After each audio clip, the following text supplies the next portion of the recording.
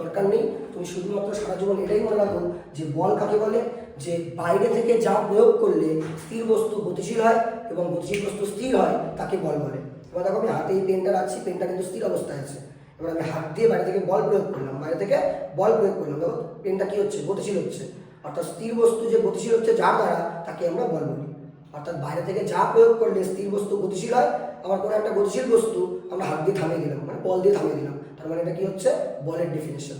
তাহলে আরেকবার বলি আমি লাস্ট তোমাদের সুবিধার জন্য, বল কাকে বলে সারা জীবন এটাই মনে রাখো, বাইরে থেকে যা প্রয়োগ করলে একটি স্থির বস্তু গতিশীল হয়ে যায় এবং একটা গতিশীল বস্তু স্থির অবস্থায় চলে আসে তাকেই বলা হয় বল। একদম সিম্পল ভাষায় পড়ো, ঠিক আছে। আচ্ছা, তারপরে আমরা এখান থেকে 2 নম্বর কোশ্চেন একটু বলতে পারি যে 2 নম্বর কোশ্চেন ছাত্রছাত্রী এখান থেকে শিখতে পারে ভর কাকে বলে। 2 নম্বর কোশ্চেন হচ্ছে ভর কাকে বলে। আমি তোমাদের এটাই দেখাবো যে F = m যে সূত্র, এখান থেকে আমরা চাইলে কতগুলা প্রশ্ন বার করতে পারি। এটা তোমাদের নলেজও বৃদ্ধি পাবে। আর শুধুমাত্র এই 7-8 দুটো কোশ্চেন করলাম, ঠিক আছে, হয়ে গেল, এমনভাবে পড়াশোনা হয় না, ঠিক আছে। তো প্রত্যেকটা পার্ট আমি ভেঙে ভেঙে বলছি যে দেখো কতগুলো কোশ্চেন আমরা এখান থেকে বার করতে পারি।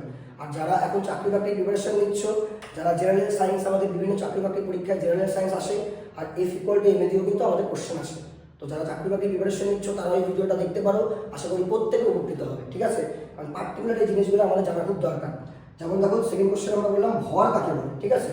তো দেখো আমি এই পেনটা দিয়েই বুঝাই যে এই পেনটা যে পরিমাণ প্লাস্টিক দিয়ে তৈরি এটা তার ভর। এই পেনটা যে পরিমাণ প্লাস্টিক দিয়ে তৈরি এটা তার ভর, বোঝা গেল কি?